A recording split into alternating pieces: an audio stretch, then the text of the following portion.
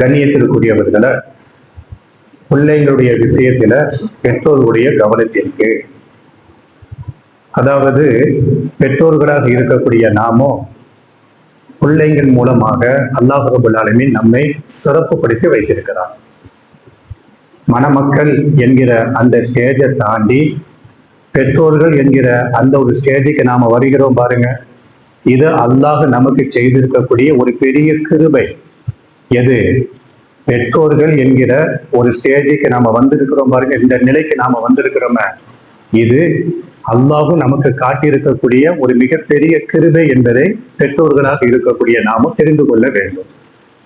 ஏன்னு கேட்டோம்னா, பெற்றோர்கள் என்கிற இந்த நிலைக்கு நாமளாக வருகிறோமா?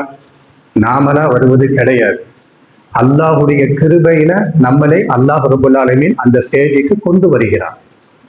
இந்த செய்தியை திருமறை குர்ஆன்ல அல்லாஹ் ரப்பல் ஆலமீன் நமக்கு எப்படி சொல்லி தருகிறான் அப்படின்னு கேட்டோம்னா, லில்லாஹி முல்கு ஸமாவாத்தி வல் அர்தி, வானத்தில் இருக்கக்கூடியவைகளும் பூமியில் இருக்கக்கூடியவைகளும் அல்லாஹ்விற்கே உரியது.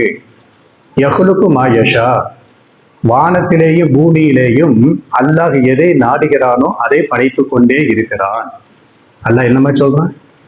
வானத்தில் இருக்கக்கூடியவைகள் அனைத்தும் அல்லாஹ்விற்கே சொந்தமானது, பூமியில இருக்கக்கூடியவைகள் அனைத்தும் அல்லாஹ்விற்கே சொந்தமானது. யஹ்லுகு மா யஷா, வானத்திலேயும் பூமியிலேயும் அல்லாஹ் ரப்பல் ஆலமீன் எதை நாடுகிறானோ அதை படைத்து கொண்டே இருக்கிறான். யஹபு லிமை யஷாஉ இனாசா, அல்லாஹ் யாரை நாடுகிறானோ அவர்களுக்கு பெண் குழந்தைகளை அன்பளிப்பாக கொடுத்து கொண்டு இருக்கிறான். யஹபு லிமை யஷாஉ துக்கூரா, அல்லாஹ் யாரை நாடுகிறானோ அவர்களுக்கு ஆண் குழந்தைகளை அன்பளிப்பாக கொடுக்கிறான்.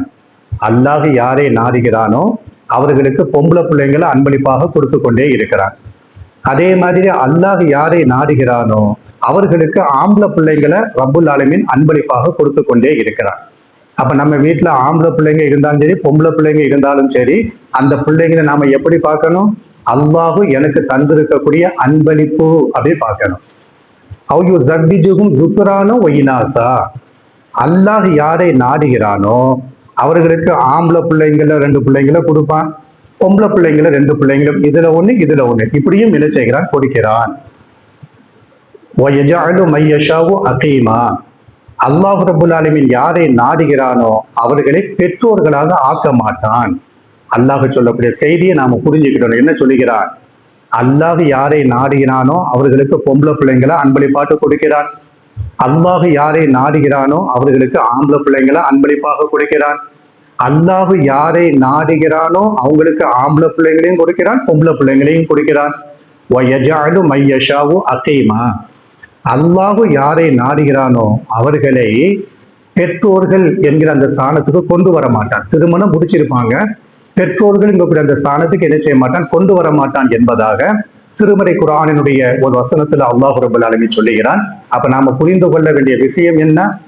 பெற்றோர்களாக இருப்பது அல்லாஹ் நமக்கு தந்திருக்கக்கூடிய ஒரு பெரிய நிஅமத்.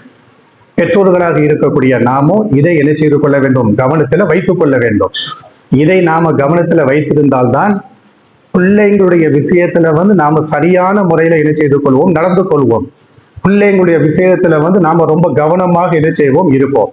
சரிங்களா?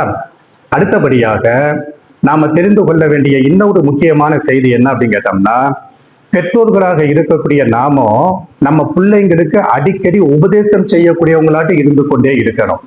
நாம பெற்றெடுத்த பிள்ளைங்க தான், நம்ம பிள்ளைங்க தான். அந்த பிள்ளைங்களை ஏனோ தானோ விட்டுவிடக்கூடாது.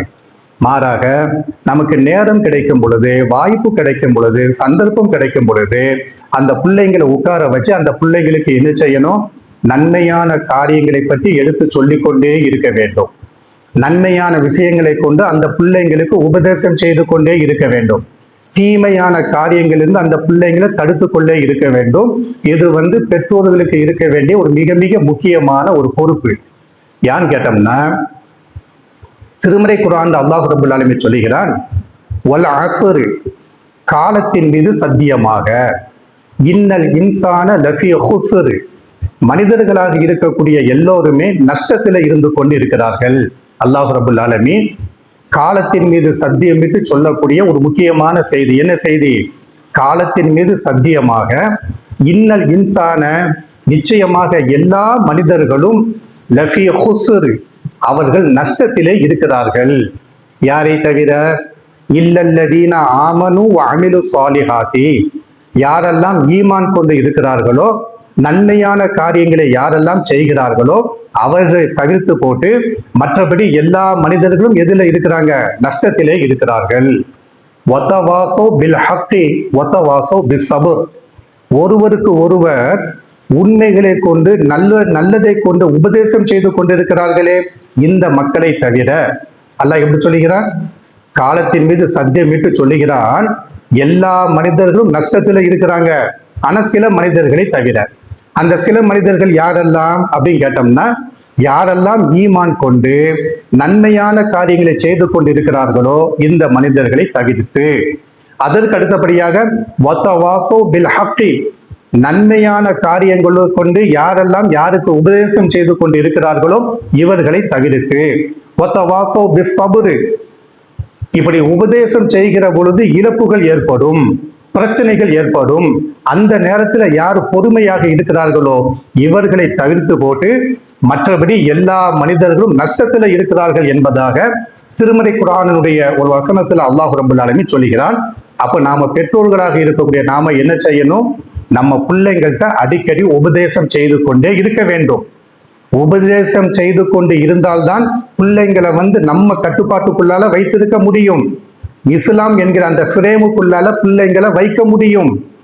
உபதேசம் செய்யவில்லைன்னு வச்சுக்கிடுங்க, உபதேசம் செய்யாமல் பிள்ளைங்களை அவங்களாக வளர்ந்து கொள்வார்கள், அவங்களாக நன்மை தீமைகளை தெரிந்து கொள்வார்கள் என்பதாக எண்ணி பிள்ளைங்களுக்கு உபதேசம் செய்யாம நாம விட்டுட்டோம்னு வச்சுக்கிடுங்களேன், அந்த பிள்ளைங்களை வரக்கூடிய காலங்கள்ல நாம கண்ட்ரோல் பண்ண முடியாது. அந்த பிள்ளைங்களுக்கு நன்மை தீமைகளை சொல்லிக் கொடுக்க முடியாது.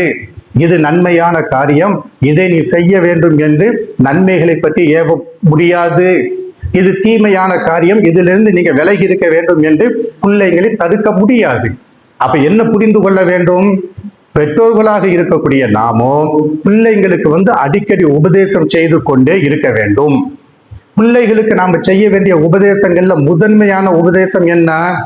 ஏராளமான உபதேசங்கள் இருந்தாலும் நம்ம வீட்டுல இருக்கக்கூடிய ஆம்பளை பையங்க, நம்ம வீட்டுல இருக்கக்கூடிய பொம்பளை பிள்ளைங்க, நம்ம வீட்டுல இருக்கக்கூடிய பேரன்மார்கள், நம்ம வீட்டுல இருக்கக்கூடிய பேத்திமார்கள், இந்த பிள்ளைங்களை உட்கார வச்சு நாம செய்ய வேண்டிய உபதேசங்கள்ல முதன்மையான உபதேசம் என்னது?